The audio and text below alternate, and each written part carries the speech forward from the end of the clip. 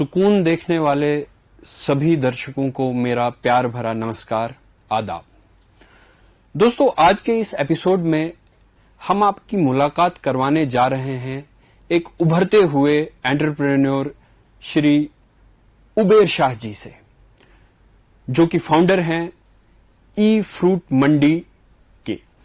ई fruit मंडी एक agricultural startup है, बल्कि यूं कहें कि एक एग्री टेक स्टार्टअप है, जिसने इस कोविड के मुश्किल वक्त में भी फार्मर्स और कंज्यूमर्स को डायरेक्टली कांटेक्ट में लाया, जिससे कि फार्मर्स की प्रोड्यूस का उन्हें भरपूर फायदा मिला और कंज्यूमर्स को भी सीधा डायरेक्ट फार्मर्स से कांटेक्ट होने का फायदा मिला। उबेर शाह जी की ई फ्रूट मंडी जो एग्रीटेक स्टार्टअप है, ये किस तरीके से काम करता है और इस फील्ड में उन्हें किन किन चैलेंजेस का सामना करना पड़ा, ये सब आज हम उनसे जानने की कोशिश करेंगे। तो सबसे पहले उबेर जी, आपका बहुत बहुत स्वागत है हमारे प्रोग्राम में। तो सबसे पहले मैं आपसे ये जानना चाहूंगा कि जम्मू कश्मीर में एक ओवरऑल जो स्टार्टअप्स का सिनेरियो है वो कैसा है और आपका इस बारे में क्या कहना है? पहले तो मैं आपका शुक्रिया अदा करना चाहता हूं कि आपने मुझे यहाँ दावत दी और मुझे बात करने का मौका दिया यहाँ पे। तो बेसिकली अगर हम स्टार्टअप्स की बात करें तो अभी कश्मीर एंड JNK की बात करें तो ये काफ़ी इन्फेंसी स्टेज में है, अभी बहुत ही इनिशियल स्टेजेस में है। यहाँ पे ऑलरेडी कुछ सक्सेसफुल स्टार्टअप्स भी हैं और आगे बहुत सारे जो यंग जनरेशन में बात करूँ काफ़ी इसमें स्टार्टअप्स में जाना चाहते हैं और कुछ पहले के इंस्पिरेशंस भी हमारे पास, कुछ सक्सेसफुल स्टार्टअप्स भी है हमारे पास। लेकिन मैं अगर ओवरऑल बात करूं तो बहुत ही इन्फेंसी स्टेज में है अभी, जो कि अगर हम बाकी स्टेट्स की बात करें या ओवरऑल वर्ल्ड की बात करें कि एक स्टार्टअप रेवोल्यूशन हर एक जगह आया हुआ है। तो एक मतलब इंटरनेशनली बात करें या इंडिया में भी बात करें तो एक रेवोल्यूशन एक स्टार्टअप्स का आया। तो इससे एक बिल्कुल मतलब जो एक बिजनेस की जो शेप है एक डिफरेंट लेवल पे पहुंच गई है, क्योंकि ये स्टार्टअप्स का क्या है कि वो मतलब स्केल बहुत ही जल्दी हो जाता है कि आपने कोई स्टार्टअप एक आइडिया से आपको कोई एक आइडिया आ गया, आपने उसी आइडिया पे अपना काम शुरू किया और आप एक कम टाइम में आप बहुत ही ऊंचाई पे सक्सेसफुल हो जाते हैं। लेकिन कंसिडरिंग जो अगर स्टार्टअप की बात करें तो हमें टेक्नोलॉजी बिल्कुल माइंड में क्लिक होता है। तो टेक्नोलॉजी और स्टार्टअप ये बहुत ही एक दूसरे से लिंक्ड है, क्योंकि टेक्नोलॉजी से हम जो चीज फायदा उठा सकते हैं और स्टार्टअप्स और जो एक कंज्यूमर्स या यूजर्स को आप एक फायदा उससे मिलता है, एक स्टार्टअप आइडिया लेके जाते हैं। तो सेम मैं बताऊं JNK में बहुत ही इनिशियल स्टेजेस में अभी स्टार्टअप्स का जो चल रहा है तो बहुत ही इनिशियल स्टेजेस में है। और उसी में मेरी भी एक कोशिश थी कि मैं एक स्टार्टअप आइडिया पहले से था, लेकिन एक राइट टाइम और राइट एनवायरनमेंट चाहिए था, तो तब ये उस पर क्लिक हो गया। ई फ्रूट मंडी जी एक एग्रीटेक स्टार्टअप, कैसे आपको आइडिया आया और किन किन चैलेंजेस का आपको इसमें सामना करना पड़ा? आप अपने ख्यालात बेसिकली मैं एक थर्ड जनरेशन फार्मर खुद से हूँ। मेरी फैमिली बैकग्राउंड भी एक फार्मिंग है, हम एप्पल्स प्रोड्यूस करते हैं जी। तो एक पहले से कह सकते हैं कि एक ब्लड में पहले से एक फार्मिंग का एक जुनून पहले से ही था। तो मेरी एजुकेशन कुछ बैकग्राउंड डिफरेंट है, मैं एक बिजनेस बैकग्राउंड से आया हूँ, मैंने बिजनेस में पढ़ाई की है। लेकिन जो एक फार्मिंग का एक पैशन, तो मुझे एक मौका मिला कि मैं अपने जो फार्मिंग में वापस जाऊं और वहां पे काम करूं। तो जो ही मैंने अपना काम वहां पे शुरू किया तो मुझे कहीं ना कहीं लगा कि जो हम अपनी इतना ज्यादा फार्मर अपने फार्म्स में काम करता है, लेकिन उसको उस चीज का उतना फायदा नहीं मिलता, बिकॉज वो साल भर अपना फार्म में काम करता रहता है, लेकिन जो बीच में इंटरमीडिएट्स है वो सारा फायदा वो ले जाते हैं। तो मुझे ई फ्रूट मंडी का वहीं पे एक आइडिया आ गया कि मैं एक स्टार्टअप लेके इसको करूं। और मैंने इस आइडिया से किया कि मैं डायरेक्टली जो फार्मर है उसको कनेक्ट करूं मैं बायर के साथ, रिटेलर के साथ जी। तो हमने हम टेक्नोलॉजी प्लेटफॉर्म सोच रहे थे कि हम उसको उस चीज में, क्योंकि हमारे सर्कमस्टेंसेस वैसे भी नहीं थे क्योंकि इंटरनेट उतना ज्यादा सपोर्टिव नहीं है अभी प्रेजेंट सिनेरियो में और डिफिकल्ट चैलेंजेस भी है, तो हम उसको उस लेवल तक जल्द नहीं ले पाए। लेकिन जो ही हम कोविड के टाइम पे आए तो मुझे कोविड के टाइम पे एक अपॉर्चुनिटी लगी कि क्योंकि काफी सारा जो एप्पल था वो यहाँ पे फंस गया था, क्योंकि सारा जो सप्लाई चेन था, ट्रांसपोर्टेशन था, मंडी सारी बंद थी आउटसाइड मार्केट्स में, और यहाँ पे रमजान का टाइम था, तो यहाँ पे लोकल फ्रूट्स की काफी डिमांड थी। तो मुझे एक लोकल स्टार्टअप के साथ, अगेन मैंने एक लोकल स्टार्टअप के साथ कोलैबोरेट किया, तो उनने मुझे डिलीवरीज में हेल्प किया। तो जो भी फार्मर्स का जो प्रोड्यूस था वो हमने निकाला, तो वो हमने लोकली मार्केट में कंज्यूम वो सप्लाई शुरू किया। तो एक मतलब एक मैं बोल सकता हूँ कि मतलब आउट ऑफ ब्लू हमने स्टार्ट किया।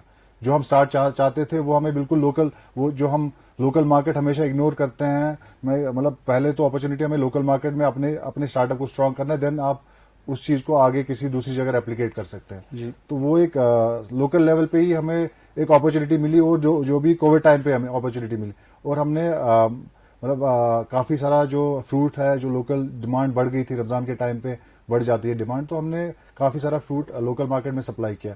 उसके बाद हमने सून आफ्टर बाहर एक रिटेल बहुत सारी रिटेल चेन्स के साथ कनेक्ट किया। तो अभी हम कंटिन्यूअसली हमारा जो फार्मर से डायरेक्टली लेके फिर हम आगे अपना जो फ्रूट है रिटेलर्स को सप्लाई करते हैं। जी, कोविड का आपने जिक्र किया, ये एक बहुत ही मुश्किल वक्त है जिससे हम लोग गुजर रहे हैं।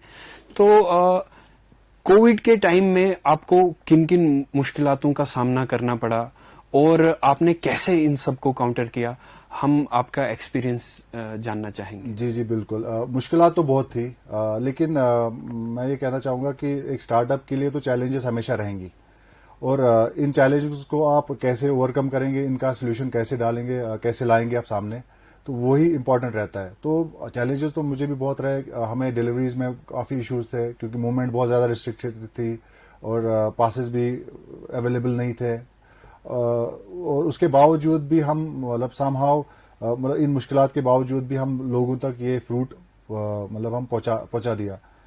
तो आपने सिर्फ लोकल मार्केट को कैटर किया या बाहर भी कहीं फ्रूट भेजे? हाँ नहीं, जैसे मैंने पहले भी कहा कि हमने लोकली, तो हमने हमारा जो किक स्टार्ट हुआ एक स्टार्टअप का, तो हमने लोकल मार्केट से ही शुरुआत की, और हमें बहुत ज्यादा ओवरवेलमिंग रिस्पांस मिला। और उसके साथ साथ जब अब नया हार्वेस्ट शुरू हो गया, तो हम आगे अपने रिटेलर्स के साथ डायरेक्टली टाई अप करके हम अब इस टाइम हम बाहर के मार्केट्स में भी सप्लाई कर रहे हैं। टेक्नोलॉजी का किस तरीके से आप इसमें इस्तेमाल कर रहे हैं और कैसे लोग आप तक ऑर्डर्स पहुंचाते हैं, जरा इसके बारे में अगर आप अगेन मैं बोलूंगा, अभी जो हमारा इंटरनेट का जो है यहाँ पे काफी चैलेंज है एक स्टार्टअप के लिए, और टेक्नोलॉजी हमने चाहा था कि हम एक प्लेटफॉर्म क्रिएट करें जहाँ पे एक फार्मर डायरेक्टली अपना जो प्रोड्यूसर लिस्ट करेगा, तो बायर उसको वहीं से प्लेटफॉर्म से कांटेक्ट करेगा, तो फिर देन हम उसका जो बाकी जो ट्रांसपोर्टेशन का था वो हम उसका ख्याल रखते।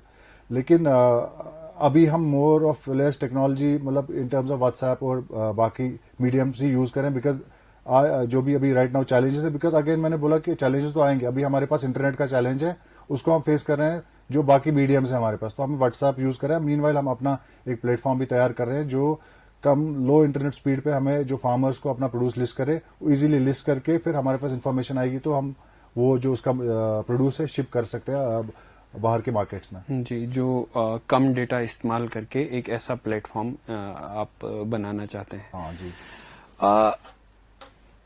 एम्प्लॉयमेंट के बारे में हम आपसे जानना चाहेंगे कि जब आपने ये इनिशिएटिव शुरू किया तो किस तरीके की एम्प्लॉयमेंट जनरेट हुई इससे?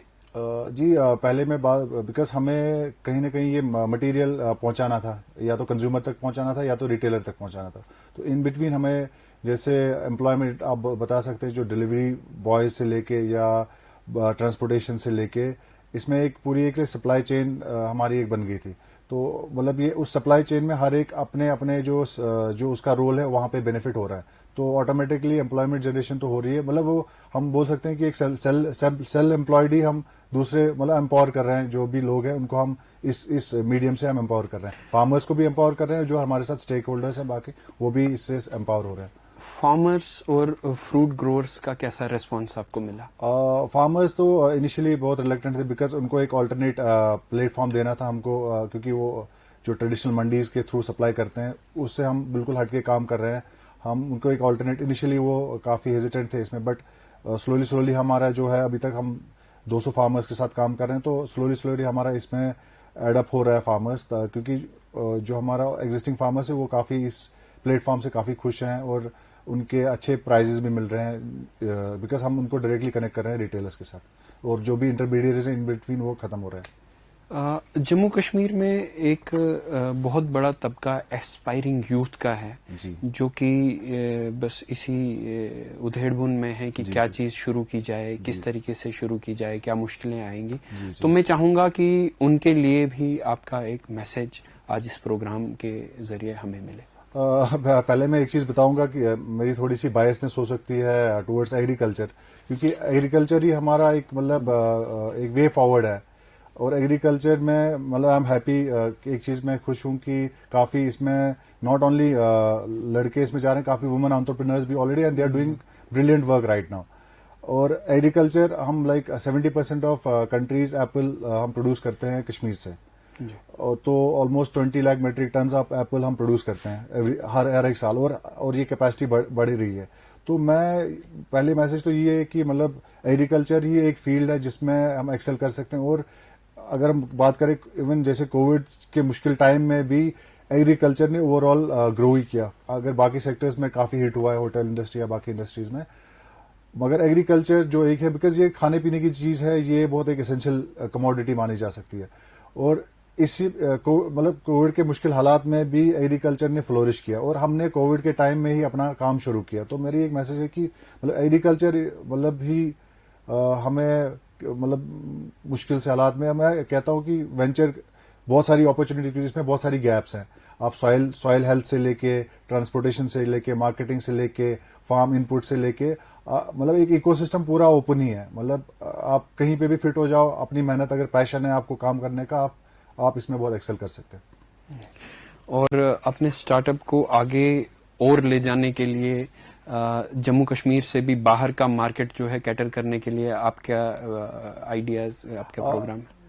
मेरे आइडियाज बेसिकली हम ज्यादा से ज्यादा रिटेलर्स को हम अभी टाइप कर रहे हैं। हमें मतलब अभी ऑलरेडी एग्जिस्टिंग रिटेलर्स हैं उनको और एडअप कर रहे हैं, ताकि हमारे पास जो अपनी डिमांड जो यहाँ से है उसको केटर करने के लिए जो बायर्स हैं ज्यादा से ज्यादा आ जाए, ताकि जो प्रोड्यूस को ज्यादा बायर्स मिले तो ऑटोमेटिकली उनके प्राइजेस भी बढ़ेंगे। तो हम डायरेक्टली रिटेलर्स के साथ मतलब ऑन गोइंग हमारा प्रोसेस रहता है। तो हम उनको कांटेक्ट करते हैं कि अब आपको मतलब end to end services farmer से लेके आपके मतलब फार्म टू मार्केट कॉन्सेप्ट से लेके, हम कहते हैं कि फार्म टू मार्केट लेके हम आपको डायरेक्टली सप्लाई करते हैं। एक रिटेलर के लिए भी इजी रहता है और फार्मर के लिए उसको अपनी प्राइस रियलाइजेशन ज्यादा मिलती है।